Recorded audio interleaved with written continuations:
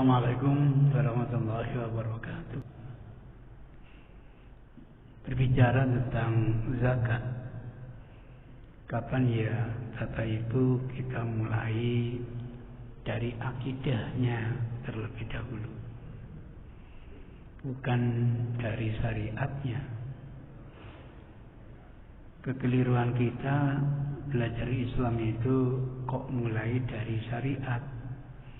Kesannya itu dikit-dikit kita dibebani, dikit-dikit ada taklif.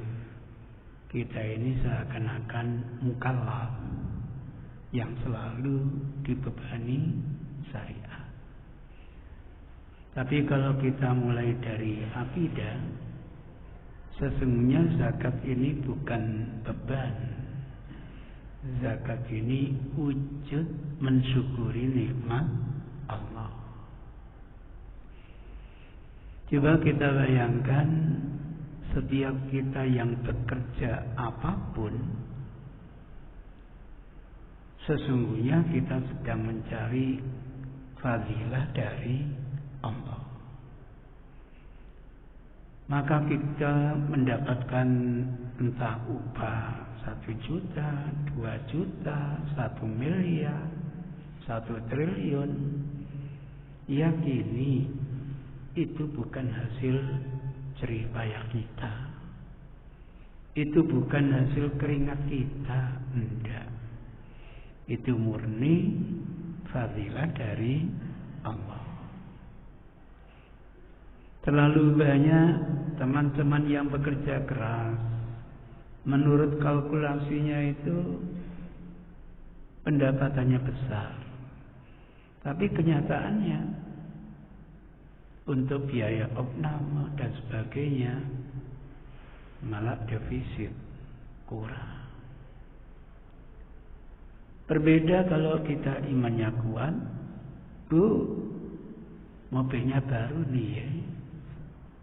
Jawabannya hafara hadza min fadli Rabbi. Lain dengan orang yang imannya kurang. Bu, mobilnya baru nih ya. Siapa dulu bapaknya anak-anak, mesti ngono gitu. Nyeletuk tetangganya, memangnya koruptor ya Bu? Beda bicara dengan iman dengan tidak iman. Nah, kalau kita bicara dengan iman, yang kita cari adalah fadilah Allah, yakini bahwa semua yang kita terima ini bukan murni milik kita semua. Tidak. Ada bonus yang ditempelkan oleh Allah kepada rezeki kita. Silakan dinikmati bonus-bonus itu, dihabiskan tidak apa-apa. Tapi tolong, kata Allah, dalam batas kewajaran. Dibimbing kita oleh Allah, jangan mubadzir. Innal mubadzirina kanu ikhwanas syayatin. Itu bonus wujud Rahman dan Rahimnya Allah. Nah, kalau bonus itu makin hari makin bertambah, makin hari makin banyak, sampai kepada nisabnya, jangan kaget kalau Allah menginstruksikan nabinya Muhammad, khud min amwalihim shadaqatan. Langsung kata kerja perintah, akhadha ya'khudhu khud, akala ya'kulu kul. Perintah langsung Allah kepada Nabi Muhammad. Tentunya juga kepada semua yang punya otoritas mengumpulkan zakat. Dikenal nanti dengan amil zakat. Maka saya sering mengatakan, Sesungguhnya kita umat Islam itu bukan malas membayar zakat. Enggak. Cuma tidak ada yang mengambil gitu. Andaikan ada panitia khusus yang mau mengambil, insya Allah kita dudukkan, kita jelaskan, alhamdulillah kekayaan saya sekian triliun, monggo sampai hitung berapa zakatnya. Ketemu, alhamdulillah 280 juta, monggo sampai ambil. Karena yang diambil oleh amil itu bukan milik kita, tapi miliknya Allah. Bukan beban, bukan. Bersyukur sampai datang ke sini mengingatkan saya. Saya sering lupa. Indah kalau dimulai dari seperti ini. Akhirnya bonus-bonus dari Allah ketika sampai nisab. Tidak banyak kok, hanya 2,5%. Teman kita ini setiap bulan dimintai 10% aja, sami'na wa ata'na. Tidak kaya, tidak miskin, 10% setiap bulan. Nah kita setahun sekali itu pun hanya 2,5%. Apa kata Khinzab? Apa kata setan? Enak aja kamu berikan. Itu kan hasil keringatmu. Itu kan hasil jerih payahmu. Begitu makanya syaitan, tipu dayanya setan. Lupa bahwa yang kita miliki ini titipan dari Allah. Bukan hanya titipan. Ini ujian dari Allah Subhanahu wa ta'ala. Innama amwalukum wa auladukum fitnah. Diuji saya oleh Allah. Kalau ujian berupa katakanlah himpitan, musibah, enak. Fitrah manusia itu kalau sudah kepepet biasanya kontak kepada Allah. Yang repot itu kalau diuji dengan kenikmatan. Ada kecenderungan kita tauhid, kecenderungan sombong. Innal insana la yatgha ar-ra'ahu istaghna. Ada kecenderungan seperti itu. Maka berat sekali ujian kenikmatan ini. Entah kenikmatan ilmu, kenikmatan sehat, termasuk kenikmatan harta kekayaan. Pada akhirnya muncul kesadaran kita. Ambil di dindandani gak teko. Aku gak mengeluarkan dosa. Wis tak hitungi dewi sesuai dengan kemampuan saya. Saya datang ke masjid, Pak Amil, niki zakat kula. Diterima ndak oleh Amil? Pasti diterima dengan senang, apalagi jumlahnya sampai 280 juta. Senang. Bu ya jangan senang tok Pak Amil. Didoakan teman yang membayar zakat ini. Doanya gimana? Paling praktis, gunakan doanya Rasulullah. Abdullah bin Abi Aufa itu cerita kepada kita. Bapak saya Abu Aufa. Nah, berarti anak dan bapaknya sama-sama sahabat Rasul. Sehingga etikanya radhiyallahu anhuma untuk anak dan untuk orang tua. Cerita Karena Rasulullah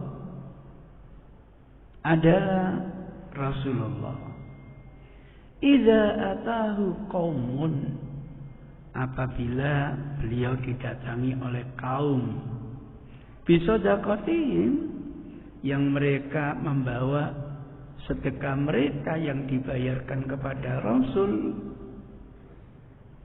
shalla alaihi, Rasul biasanya mendoakan mereka. Fa'atahu abi bisadaqatihi. Suatu hari Rasul didatangi bapak saya, Abu Aufa, bisadaqatihi, dengan membawa sedekahnya, membayarkannya kepada Rasul. Begitu diterima Rasul, langsung didoakan Rasul, Allahumma sholli ala ali abi Aufa. Semoga kesejahteraan terlimpah kepada keluarga Abu Aufa. Kan sederhana, gak seperti doanya Pak Mutin di tempat saya, panjang sekali. Belum selesai doanya, datang lagi orang sedekah, dibatalkan, mulai lagi. Belum selesai, datang lagi yang membayar zakat, batalkan lagi, mulai lagi. Gak mari-mari Pak Mutin. No. Praktis doanya Rasul. Itu gambaran kalau kita hidup bersama Rasul. Tanpa diminta Rasul, sahabat yang datang membawa apa? Sedekah. Kapan akan terjadi di jamaah kita saja? Kalau satu orang zakatnya 280 juta, saya amati di sini berapa ribu jamaah itu. Itu bisa membantu pemerintah, Pak. Utangnya akeh pemerintah. Masya Allah, luar biasa. Dilihat oleh Allah, Masya Allah, hambaku ini kok ya taat menyerahkan harta saya. Kata Allah, untuk apa saya dikirim ke Allah? Allah yang tahu.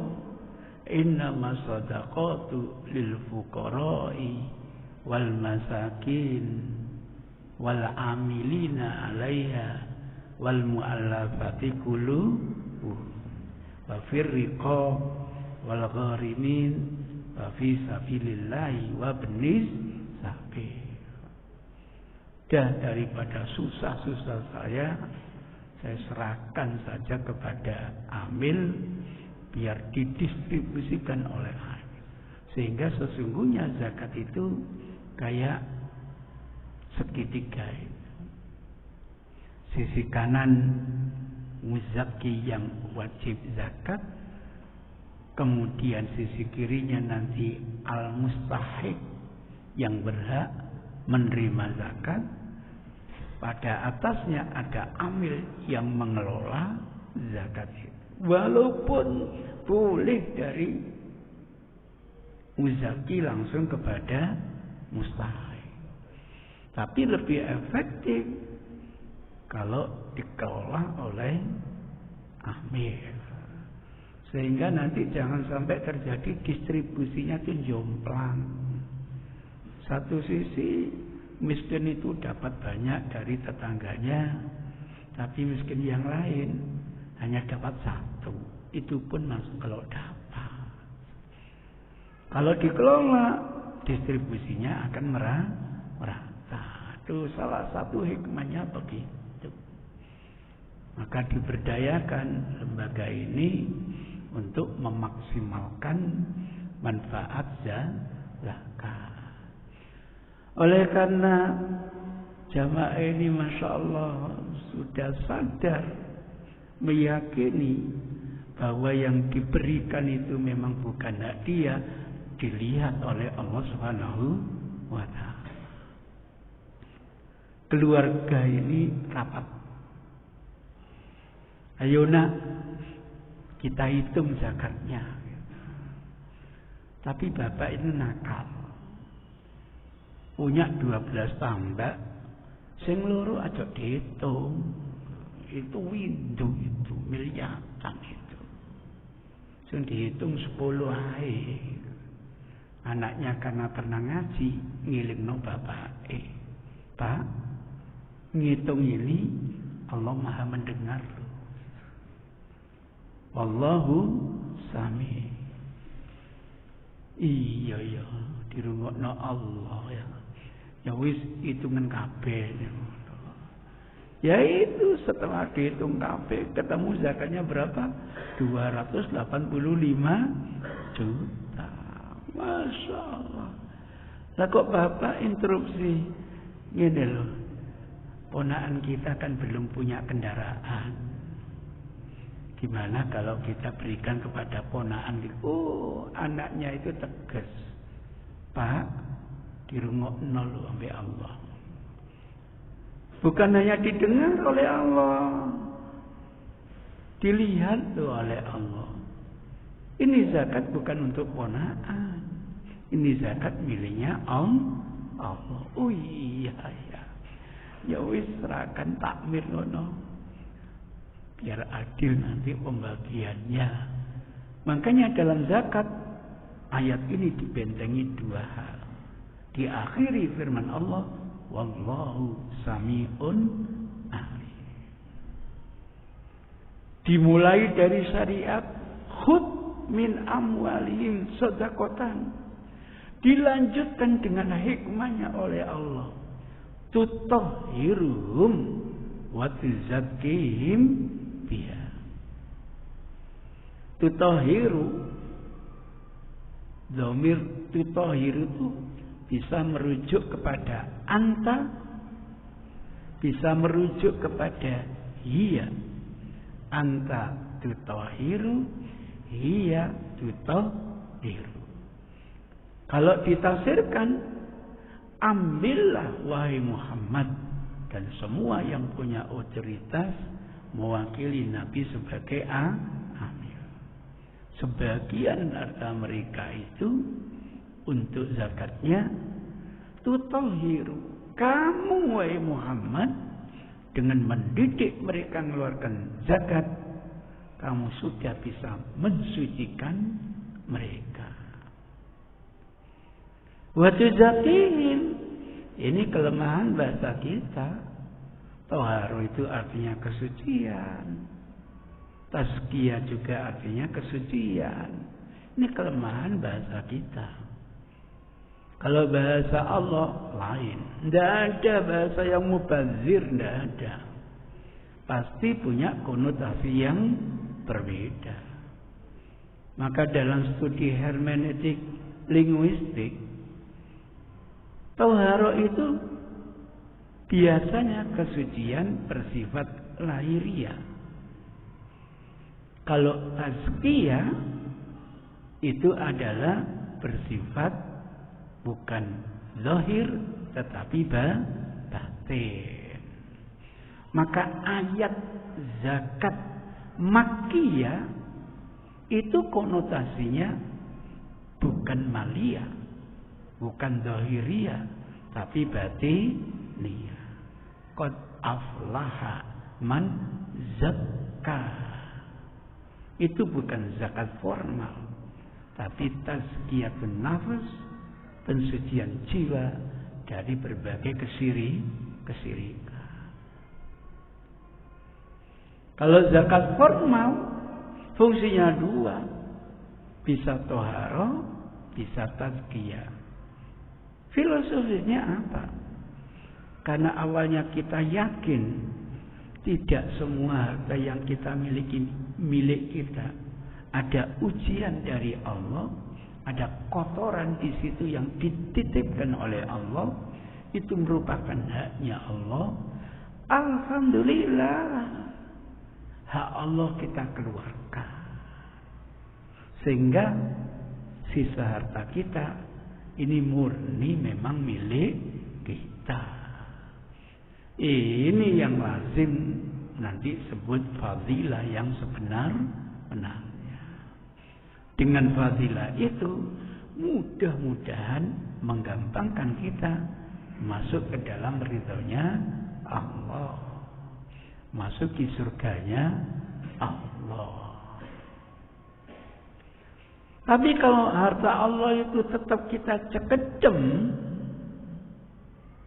tidak kita serahkan kepada Allah, oh diinting-inting oleh Allah, hakku kamu cekejem, itu nanti bukan lagi fadilah, itu berubah menjadi istidrak. Itu nanti yang akan jadi bahan bakarmu di api neraka. Tabbat yada abi lahabin wa tab, ma aghna anhu maluhu wa ma kasab. Saya selana udda talahab wa imra'atuhu hammalatal hatab fi jidiha hablum mim masad. Mestinya harta ini membuat kita ini ridhonya Allah, malah justru harta ini menjadi murkanya Allah. Itu kan karena kita nyekedem haknya Allah. Dengan dikeluarkannya bersih, alhamdulillah harta saya. Bukan hanya harta yang menjadi bersih. Watu zakih berkonotasi batiniah. Dulu sebelum saya dididik zakat, karakter saya medit, pelit, celekit, mersantan tidak notos, kan nemen nih. Tapi dengan dididik kita berzakat, berubah total. Sekarang menjadi loman, dermawan, peduli sosial. Masya Allah. Dari situ saja, nggak usah tunggu akhirat. Di dunia kita akan dapat kemuliaan. Tetangga kita merasakan rahmat kehadiran kita. Ono maling mencelok pager, teriak-teriak, maling. Gitu. Alhamdulillah, harta kita aman. Tapi dasar karena kita nggak pernah zakat, tetangga tidak pernah dapat peduli sosial. Ono maling mencok pager, dungonya lain, melebu entekno barang gitu. Itu di dunia, di dunia. Belum di akhirat. Di akhirat itu sudah dikasih kalkulasi oleh Allah. Masalul ladzina yunfikuna amwalahum fi sabilillah kamasali habba ambatat sab'a sanabila fi kulli sumbulatin mi'atu habba wallahu yudha'ifu liman yasha. Laung 1 rupiah saja bagaikan batang. Batang ini tumbuh jadi 7. Setiap batang menghasilkan 100. Berarti kalkulasinya berapa? 700. Itu bukan batasan maksimal. Wallahu yudha'ifu. Allah akan terus melipat gandakan. Dan bukan mustahil 1 rupiah itu digandakan sampai 1.000.000 kali. Bukan mustahil 1 rupiah digandakan menjadi 1 miliar kali. Apa anda habis karunia Allah? Wallahu wasi'un. Gak akan habis. Allah tuh maha luas karunia. Tapi Allah juga alim. Allah tahu kok yang kita zakat dapat pahala kelipatan 10, alhamdulillah. Kelipatan 700, alhamdulillah. Kelipatan 1 miliar, alhamdulillah. Kelipatan minus ada juga. Loh kok bisa minus? Mungkin kita ini riya. Karena riya bagian dari syirik. Kalau sudah syirik, tidak akan sampai amalan kita kepada Allah, malah dapat dosa. Itulah hebatnya benteng Allah Subhanahu wa Ta'ala. Nggak usah jauh-jauh, Bapak Ibu, anak saya sendiri dulu waktu sekolah itu selalu dikasih sangu oleh ibunya 5.000 rupiah dulu. Sekarang kayak sangu 5.000, gak sekolah temenan gitu. Dulu. Lah kok anak saya tuh 5.000 itu nggak dihabiskan. Kadang-kadang sisa 1.000, kadang-kadang sisa 2.000. Itu ditabung. Masya Allah. Sampai kira-kira sekian bulan, lapor, pingin tabungannya itu dimasukkan ke bank. Masya Allah. Sampai 30.000.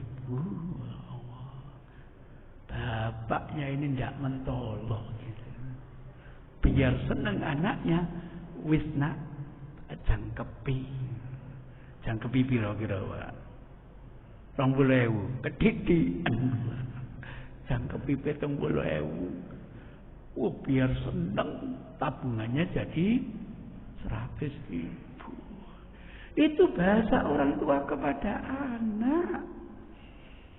Apalagi bahasa Allah kepada hambanya yang kayanya Allah, Masya Allah. Maka saya tertarik dengan filosofinya teman NTB, teman Madura. Hidup itu Pak, kalau nggak pergi haji, nggak sugi-sugi. Maka dibelani, ya apa caranya bisa pergi haji? Sebab kalau sudah pergi haji, mulai mesti sugih, ngono. Nah bagaimana tidak? Dana untuk pergi itu dilipat gandakan oleh Allah, dikembalikan oleh Allah Subhanahu wa Ta'ala dengan lipat kali seperti itu. Mana enggak kaya dia? Sehingga pergi haji itu dibelani dengan segala cara, Pak. Haji plus enggak mampu, cari haji biasa. Haji biasa enggak mampu, dia cari haji turis. Dulu kalau sudah Ramadan itu enggak boleh umroh itu, Pak, orang Indonesia itu. Kalau umroh di bulan Ramadan gak boleh temenan. Sehingga dibatasi Sya'ban itu terakhir boleh umroh. Gak apa-apa. Berangkat yang penting punya tiket PP wis. Itu bondone. Lah berangkat ke sana nggawa rokok. Sampai di sana bulan Sya'ban. Ya apa caranya enggak boleh? Ya delusuk. Padahal rukun Islam di Saudi itu bukan hanya 5 loh, Pak. Ada 6. Syahadat, sholat, puasa, zakat, haji, iqamah, KTP. Enggak punya iqamah haram. Kalau sudah ada pemeriksaan KTP, tasbih, lari ke Masjidil Haram sambil baca tasbih, subhanallah, aman. Janji Allah, faman dakhalahu kana amina. Caranya begitu. Kalau nggak bisa masuk masjid, lari ke kos-kosannya, masuk ke dalam kulkas, aman. Begitu. Polisi nggak akan buka kulkas gitu loh. Itu kiat-kiat bertahan hidup di sana. Kalau sudah datang bulan Ramadan, bebas, tidak ada apa pemeriksaan. Maka kalau sekedar makan saja, Tidak sulit. Apalagi datang bulan Ramadan. Wah, sabilillah itu di mana-mana, Wah. Saya waktu mandu haji, ada jenderal ini yang dari Jakarta ini ikut bimbingan saya. Biar punya cerita. Ayo kita ikut cari sabilillah. Sepanjang ini Ustaz, iya, nggak apa-apa. Nanti kalau sudah mulai, selesai gitu. Biar punya cerita. Akhirnya apa? Ikut sirah baris. Iya Ustaz, cepet Ustaz. Alhamdulillah dibuka, ayamnya separuh lagi. Wah, ambek bumbu mahmudah jadi opai, jadi soto, jadi gulai ayam. Jadi ayam Saudi rasa Indonesia. Akhirnya ketemu saya, cerita. Saya sudah hafal Ustaz tempat-tempatnya. Maksudnya, sabilillah itu kalau zuhur di bab sana Ustaz. Kalau subuh di bab sana Ustaz. Kalau isya di bab sana. Sama sudah jalan sampun. Sampai apa tempat sabilillah ya itu ya. Itu gambarannya. Banyak orang yang ingin berbuat. Apalagi kalau sampean masuk ke Masjidil Haram. Masuk ke Masjid Nabawi. Dihamparkan yang namanya plastik sepanjang terserah ngaplingnya. Gitu. Jadi kalau kita memberikan santapan orang berpuasa itu harus ngapling dulu. 3 bulan sebelum Ramadan ditutup udah. Bukan hanya punya kaplingan, harus punya combe. Nanti kalau ada orang datang rebutan, ayo ke tempat saya saja begitu. Sewenang lah. Maka duduknya itu cari strategis. Yang sukanya kalkun, duduk samping kalkun. Yang sukanya ajwa yang satu kegeman itu duduk sampingnya. Gitu. Begitu strateginya. Kenapa?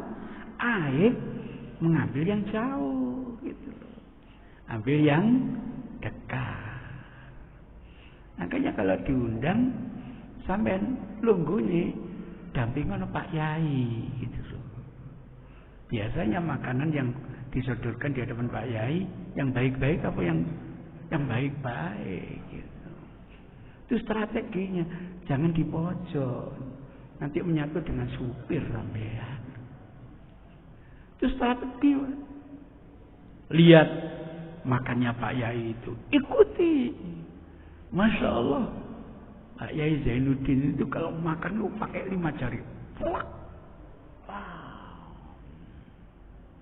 Sampai melo. Plek. Tapi kesannya masyarakat, kiai dengan kita itu beda. Kepada Pak Yai, Masya Allah, Pak Yai kalau makan nikmat sekali, begitu. Tapi kepada kita, gerangsang, salaman. Ditelok, Pak Yai itu makannya pakai 3 jari. Duk. Dikunyah 40 kali, baru dilep. Kita ikut-ikut, ambil 3 jari, dikunyah berapa kali? 40 kali, baru dilep. Kesan masyarakat beda.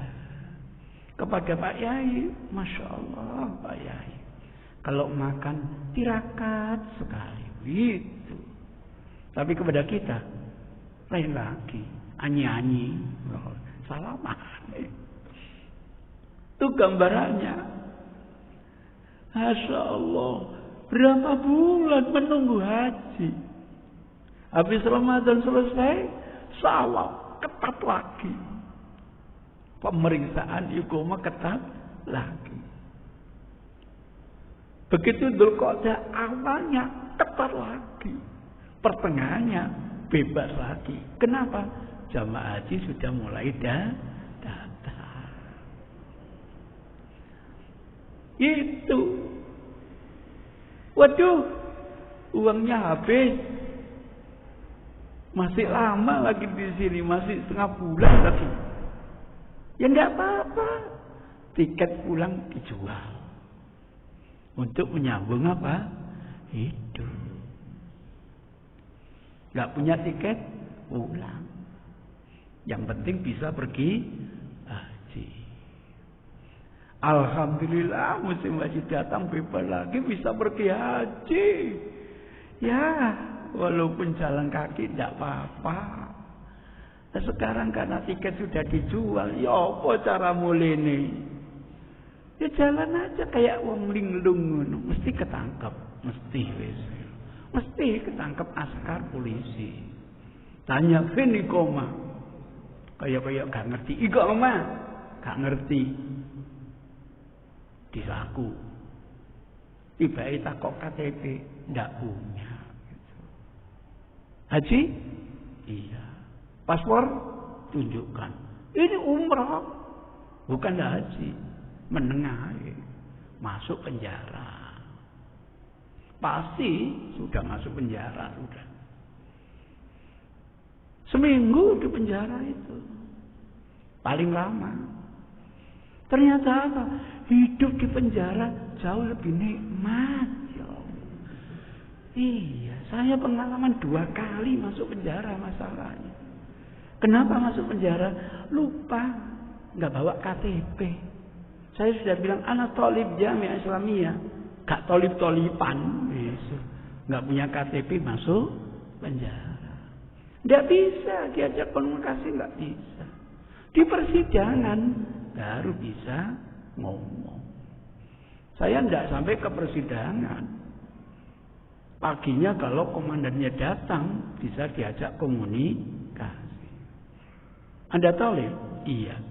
Bisa membuktikan? Bisa. Pinjam telepon. Saya telepon teman saya, Ahmad Baidawi Said. Ada apa? Aku di penjara. Gitu. Apa? KTP? Iya. Tolong jupukno terno. Gitu. Sekarang jadi kiai besar. Masya Allah dikelakar ini ya. Ahmad Baidawi Said. Setiap saya mandu mesti ketemu dia, Mas. Baru bebas, Pak. Kalau enggak, seminggu di situ. Baru sidang. Siapa namanya? Zainuddin. Dari mana? Madura. Paspornya untuk apa? Umroh. Kenapa enggak pulang? Pingin haji. Mutarjimnya nanti yang. Saya kebetulan ditunjuk mutarjim. Kebetulan. Nah sekarang sudah haji, kenapa tidak pulang? Tidak punya duit. Langsung diketuk. Kepada Zainuddin, Madura ini dipulangkan dengan biaya kerajaan. Alhamdulillah. Enak. Saya tanya kenapa semudah itu timbang ini ngopeni wong koyo ngene muleno ae. Makanya ketika Zainuddin pulang ke Madura dipanggil Zainuddin, ndak noleh. Haji Zainuddin noleh titik kali. Abah Haji kait noleh gitu. Mahal-mahal gak dipanggil haji gitu. Masyaallah. Ngono itu. Sogeran saya. Bagaimana enggak kaya? Bang selalu berdoa di amkinatul istijabah. Tempat yang sangat mustajab. Fi awqatil istijabah, di waktu-waktu yang mustajab. Ya Allah. Itu janji Allah. Dan Allah tidak akan lengah dari janjinya. Itu semangat orang yang mau menginfakkan di jalan Allah. Rasulullah lewat hadis qudsinya, malaikat mendoakan orang yang mengeluarkan sedekah zakat supaya dilimpahkan apa? rezekinya. Ini yang doa bukan manusia biasa, bukan makhluk biasa. Malaikat Allah Subhanahu wa ta'ala. Oh, kata Allah, hambaku pandai mensyukuri nikmat yang aku berikan kepadanya. Dijanjikan lagi oleh Allah, la in syakartum la azidannakum. Di dunia, belum lagi di akhirat. Maka tidak ada kamu orang yang taat zakat bangkrut, tidak ada. Orang yang gemar infak bangkrut, tidak ada. Ada saja rezeki yang diberikan oleh Allah. Jadi mana? Min haitsu la yahtasib. Tidak nyana-nyana. Kok alhamdulillah Ustaz dapat orderan miliaran lagi. Masya Allah. Enggak nyana-nyana. Itu kalau Allah yang ngatur, kecil, sepele bagi Allah Subhanahu wa ta'ala.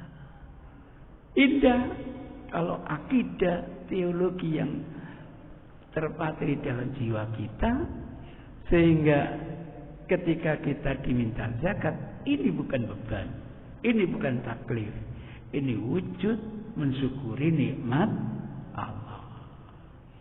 Karena kita pandai mensyukuri nikmat Allah, pasti dilipat gandakan, bukan hanya pahalanya, di dunia pun kita akan dapat limpahan rezeki dari Allah Subhanahu wa ta'ala. Siapa tahu dengan perenungan seperti ini menggugah kita. Bagaimana caranya harta saya ini tidak ada lagi kotoran yang bisa menghalangi saya masuk ke dalam ridhonya Allah. Saya yakin kalau yang namanya hak Allah ini sudah saya serahkan, harta saya menjadi suci, itu yang menggampangkan saya masuk dalam ridhonya Allah. Mungkin ada pertanyaan, ada komentar, silakan. Emas itu ada dua, Pak. Emas itu wujudnya uang, dulu namanya dinar, Pak ya. Atau emas itu wujudnya huli, perhiasan. Jadi sama-sama emasnya, Pak. Supaya dibedakan, emas ini sebagai mata uang. Kalau zaman Rasul sampai sekarang namanya dinar ya, Pak. Koin terbuat dari emas. Kalau terbuat dari perak namanya dirham. Besar mana, Pak? Dinar sama dirham, Pak. Tergantung kualitasnya, Pak. Tergantung kuantitasnya gitu. Kalau 1 dinar sama 100 dirham masih mahal 100 dirham.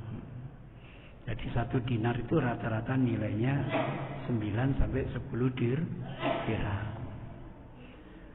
Itu berbeda kalau emas itu wujudnya huli. Huli itu perhiasan yang biasanya dipakai berhias kaum perempuan. Dan nanti kalau emas itu wujudnya mata uang, ikut zakatnya itu zakat mata uang. Jadi akan dilihat nanti besar kecilnya sesuai zakat perniagaan. Misalnya uang ini sampai simpan sebagai deposito atau ada bunganya dan sebagainya, itu nanti perhitungannya sesuai dengan perniagaan. Lihat sudah sampai ke nisab atau belum. Tapi kalau huli, perhiasan, Pak, waktu beli perhiasan ini sebenarnya sudah menggunakan uang yang dizakati atau belum. Kalau memang belum, itu nanti akan terkena zakat perhiasan. Maka yang menghitung zakat bukan orang lain, Pak, tapi diri sendiri dengan penuh kejujuran. Perhiasan itu pun itu nanti memang kebutuhan primer atau murni kita simpan. Mungkin sebagai nanti siap-siap kalau ada apa-apa kita jual. Bahasanya sebagai investasi. Yang tahu perhiasan ini sebagai kebutuhan primer atau itu investasi bukan orang lain tapi diri sendiri. Ustadz, saya punya 50 perhiasan. Itu murni untuk kebutuhan saya. Nemen, Bu. Sampai 50. Nah, ya perhiasannya aja sampai 50. Kebutuhan primer. Nemen gitu. Allah tahu apa yang menjadi perhitungan kita. Main-main dengan Allah, Allah akan main-main dengan kita. Nah, kalau memang emas itu diinvestasikan, nanti akan dilihat kira-kira hasil investasi itu sudah sampai nisab atau belum. Begitu cara kerjanya. Kalau ini murni hanya untuk pemilikan, nanti jenisnya lain. Maksud zakat perhiasan. Jadi saya tidak bisa menjawab detail, kecuali ada pengakuan yang tulus, emas saya rupanya gini Ustaz, jumlahnya segini Ustaz, pemanfaatnya gini, baru mungkin bisa kita hitung. Itu gambarannya. Alhamdulillah saya dapat tunjangan hari tua ya Pak. Tapi katanya tidak cair-cair Pak. Kalau enggak usianya sudah 65. Iya. Sedeng wangi digaisik marung-marung gak ono. Alhamdulillah saya dapatkan. Ini kalau kita mau jujur, tabungan kita setiap bulan yang diambil dari apa? Gaji kita, Pak. Gitu loh, Pak. Jadi pemerintah ngerti nek dikekno kabeh, engko gak punya tunjangan dari itu tua.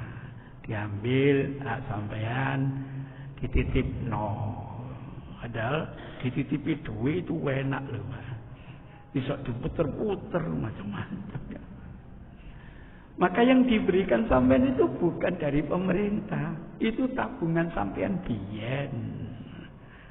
Tapi karena tidak ngerti, dianggap ini sebuah kenikmatan, keuntungan. Ya sudah, dihitunglah zakatnya berapa. Begitu, Pak. Anggap ini barang temuan. Padahal itu sebenarnya milik kita. Tapi karena tidak tahu, wah ini masih ada kotoran, kita keluarkan zakatnya. Saya depositokan Ustaz, kira-kira berbunga atau enggak? Berbunga-bunga Ustaz. Sampai itu keuntungannya berapa? Alhamdulillah Ustaz, untungnya sekian triliun. Sudah sampai nisab, keluarkan zakatnya. Keuntungannya baru 10 juta Ustaz. Belum sampai nisab, silakan nikmati. Enak, Pak. Yang hitung ini bukan orang lain, Pak. Kejujuran kita. Kejujuran kita di hadapan Allah Subhanahu wa Ta'ala. Itu yang membentengi tadi. Allah Sami'un, Maha mendengar, Alimun, Maha tahu. Macam-macam. Tahu sendiri kita akibatnya. Itu gambarannya seperti itu. Maka tolong jangan dianggap beban, dianggap ini wujud mensyukuri nikmat Allah. Kira-kira begitu, kira-kira. Nggih, monggo silakan. Nggih. Semestinya itu dari untungnya, Pak. Tapi Yusuf Qaradawi itu namanya orang sosial. Nah, kalau dari untungnya lah didik, maka dihitung dari pokoknya. Setelah teliti punya teliti, waduh. Nah kalau dari pokoknya besar zakat dengan keuntungannya lebih zakatnya ya Pak. Lebih besar dari zakatnya. Modalnya itu 10 triliun Pak. Untungnya 10 juta Pak. Bayangkan 10 juta tambah 10 triliun dibagi 2,5. Akeh zakate timbangannya untungnya Pak. Suwe-suwe entek bondoku Pak. Maka kalau kita ditanya, Ustaz, saya punya 100 ekor kambing. Berapa zakatnya? Tanya dulu.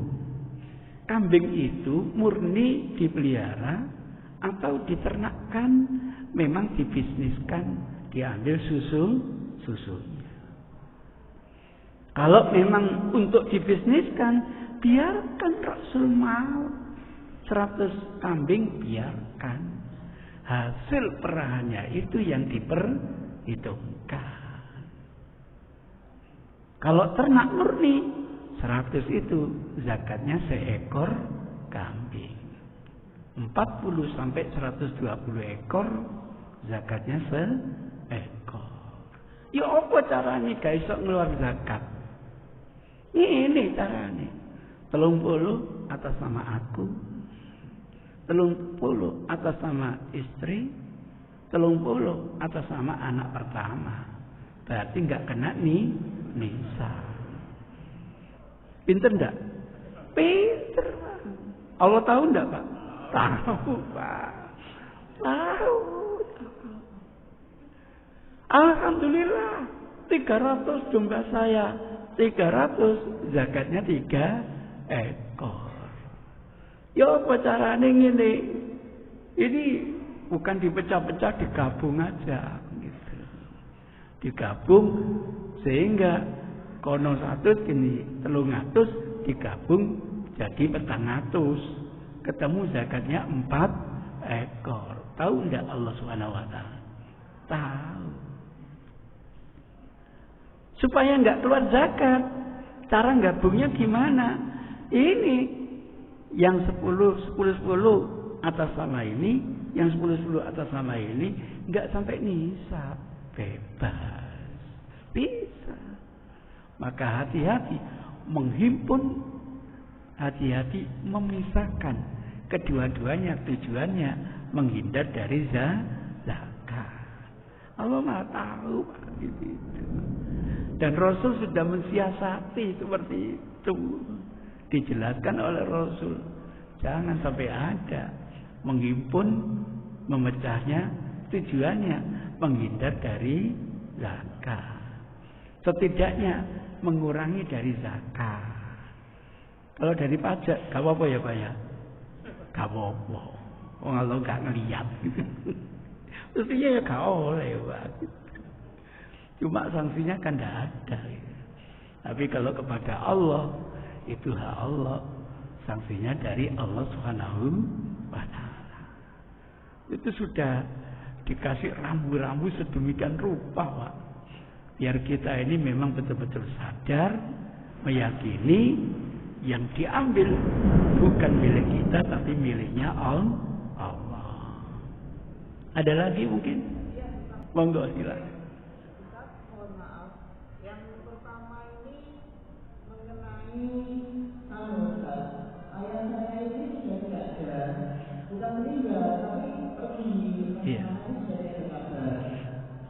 Selama ini zakat saya yang menanggung. Itu kira-kira ada batas atau mereka pada saya menanggung zakat dari ayat saya ini? Terima kasih. Yang kedua ini jangan sekarang ini ada pembayaran zakat secara online. Nah, ini lebih baik kita gimana? Membayar zakat itu membayarnya langsung atau transaksinya langsung atau melalui online? Waalaikumsalam warahmatullahi wabarakatuh. Ini harta milik Bapak. Tapi Bapak enggak nak junjungannya kemana gitu. Sudah dicari? Sampun. Nang di Bapak iya. Kira sudah 10 tahun. Jangan-jangan kawin lagi. Wallah. Nah, kalau sudah kondisi seperti ini gimana ini? Cari yang namanya kaidah masalih mursalah. Cari kaidah begitu. Untuk kemaslahatan, daripada nanti ini menjadi tanggungan orang tua, bismillah saya zakati. Lebih aman begitu, Pak. Toh nanti kalau bapak datang nggak akan marah, wong barangnya sudah dizakati, insya Allah. Nggak apa-apa, iya. Itu ceritanya. Lebih maslahat begitu, Pak. Belum tentu loh bapak pulang kan, belum tentu. Andai kan pulang, nggak ada masalah, wong dikeluarkan zakatnya. Tambah seneng mungkin bapaknya. Itu kiat untuk menjembatani adanya kesulitan. Ada tawaran kaidah masalih mursalah. Ini hanya bapak saya kerjain pertentangan dengan tuntunan untuk kemaslahatan yang terus berkesinambungan. Boleh begitu, kenapa tidak? Ini zakat pakai online. Mohon maaf Bapak Ibu, harus hati-hati dulu. Paham, amil ini betul-betul profesional, betul-betul qualified, bisa dipercaya atau tidak. Kita khawatirkan nanti kita lewat online akhirnya tak tahu juntrungannya. Alhamdulillah MUI itu dengan model online hasilnya luar biasa. Pemuda milenium itu lebih gampang bayar zakat sedekahnya, nggak kesana kemari, karena yakin dikelola secara betul-betul profesional. Saya tidak ingin promosi misalnya UDSM gitu. Sudah menawarkan gampang untuk membayar. Apalagi UDSM sudah ngantongi yang namanya zakat bapak bisa untuk kompensasi pajak. Enak. Timbangan semuanya sama kirim ke sana, sebagian dikirimkan internal pengelola umat Islam. Sudah dapat kepercayaan seperti itu. Tujuannya itu untuk mempermudah orang-orang wajib zakat.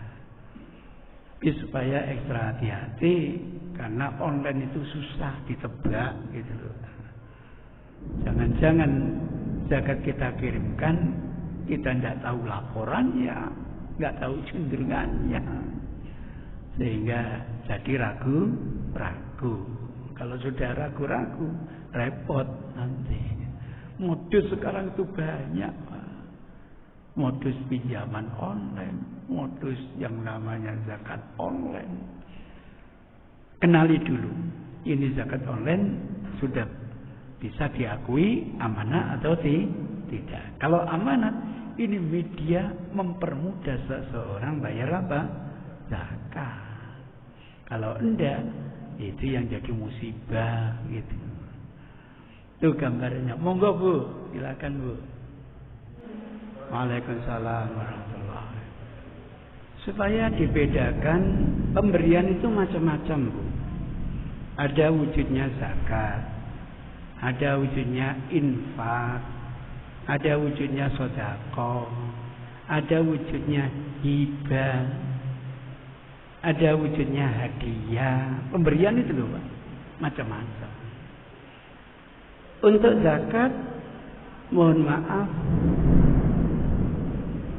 bukan milik orang tua. Ada jamaah yang sempat bertanya, Ustaz, boleh tidak zakat kami berikan kepada orang tua kami? Saya balas komentar, kok mentolo sampean? Menganggap orang tua sebagai orang luar. Semestinya apa? Orang seperti sampean itu dinasihati Rasul, hartamu adalah harta orang tua. Kok bapaknya dizakati ya? Untuk zakat ya Bu ya. Kapan ya berhadapan orang seperti ini dikasih tuntunan sesungguhnya harta anak itu adalah harta orang tua. Ini nasihat Rasul kepada anak, bukan nasihat Rasul kepada orang tua. Nanti sampai jadi orang tua, anak isoge dijupui kuwabeh. Bareng marah dihadisi. Kamu belum baca hadis. Kamu bersama hartamu milik bapak. Jongono gitu. Kalau nasihat Rasul kepada orang tua, sebaik-baik yang kamu makan adalah hasil jerih payahmu sendiri, hasil tanganmu sendiri. Walaupun anaknya jenderal,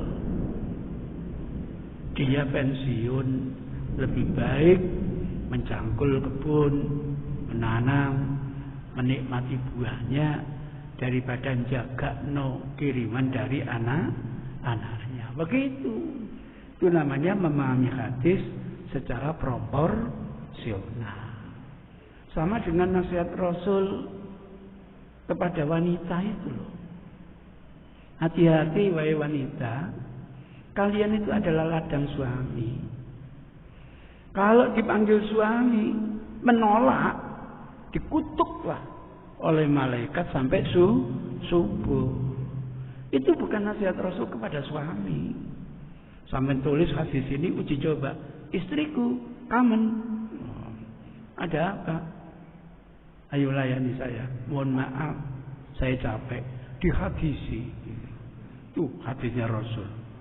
Istri kalau nggak mau melayani suami, dikutuk oleh malaikat sampai subuh. Enggak. Itu nasihat Rasul kepada para istri. Apa susahnya sih melayani suami? Paling 4 jam. Daripada suaminya ngambek, nanti pergi ke puncak lagi. Kan tambah repot nambahan. Begitu memahami hadis secara proporsional. Maka berbeda kalau hibah, pemberian, itu yang terdekat, yang lebih afdal. Pemberian, hibah, hadiah, itu yang terdekat, yang lebih afdal. Itu ceritanya begitu. Alhamdulillah saya ingin bagi-bagi hadiah. Loh, tetangga saya ini lebih dekat, ini tentu lebih baik daripada yang terjauh. Jangan sampai yang jauh dikasih, yang dekat malah tidak dikasih. Misalnya begitu. Jadi setiap kasus selalu ada aturan yang berbeda. Maka dari pertanyaan ibu, betul pemberian itu yang terdekat yang lebih baik. Dalam tanda kutip, pemberian wujudnya apa gitu. Jadi jangan sampai Ustaz, zakat saya kasihkan bapak saya. Memang bapakmu fakir miskin, kebetulannya kok nemen sampean ya Allah. Kalau bangga melihat bapaknya fakir miskin gitu ya Allah. Itu tanggungan kamu. Dulu kamu menjadi gini gara-gara orang tuamu. Sekarang kamu kaya raya. Kamu nggak ngelihat bapakmu, nggak peduli bapakmu, masya Allah. Itu yang terjadi. Lain loh kalau zakat fitrah, lain. Itu pun tanggungan anak bisa, tanggungan orang tua juga bisa. Pemberiannya tetap kepada yang berhak. Alhamdulillah Ustaz, zakat fitrahnya sudah saya kasihkan ibu saya. Sakno ibu saya. Nemen nih kamu nak gitu. Delok ibunya rongso tuh bangga gitu ya. Itu gambarannya sehingga kita bisa memahaminya. Ada lagi? Monggo silakan. Pastinya ke saudara, Pak. Mereka berhak, asal berhak mendapatkan zakat fitrah. Tidak apa-apa begitu. Tapi sekali lagi pertanyaannya bukan saudara, Pak. Orang tua, Pak.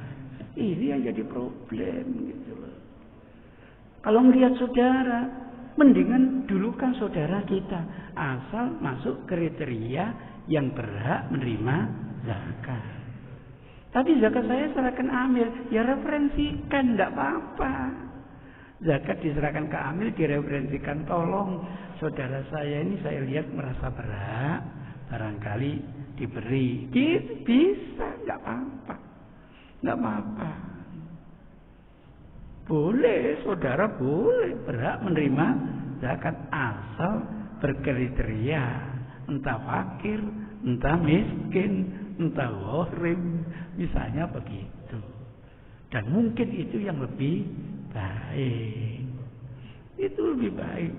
Andaikan lewat amil, kita referensikan. Tolong lihat nanti saudara saya dicatat, karena saya melihat dia berhak menerima zakat. Pasti ditulis, Pak. Dikasihkan sendiri kan boleh, Pak ya. Tapi lebih efektif nanti lewat amil.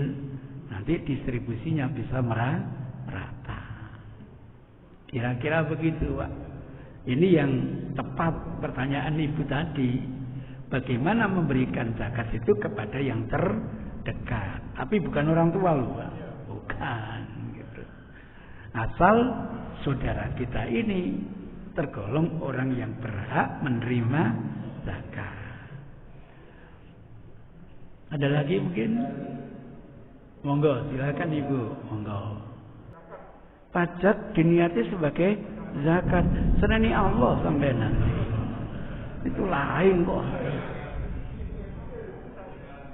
Iya dia kali. Itu bukan haknya Allah, itu haknya pemerintah. Sampai ngakal-ngakali monggo. Tapi haknya Allah, hati-hati. Lain Bu, problemnya lah lain. Masalahnya lain. Saya tidak tahu. Dulu pernah tidak saya cerita satu amalan diniati banyak. Pernah tidak di sini? Perasaan saya pernah ya dulu. Oh gitu. Jadi di soal jawab pos itu ada pertanyaan, boleh tidak satu amalan diniati banyak? Lah kok dijawab oleh teman saya terserah. Dalilnya hadis sahih, innamal a'malu binniyat. Ya tidak bisa. Itu masih koma, harus dilanjutkan. Wa innamal likulli imri'in ma nawa. Harus dilanjutkan. Faman kanat hijratuhu ilallah wa rasulihi fa hijratuhu ilallah wa rasulihi. Wa man kanat hijratuhu ila dunya yusibuha aw imra'atin yankihuha fa hijratuhu ila ma hajara ilaihi. Saya akhiri ilal hidayah taufik. Wassalamualaikum warahmatullahi wabarakatuh.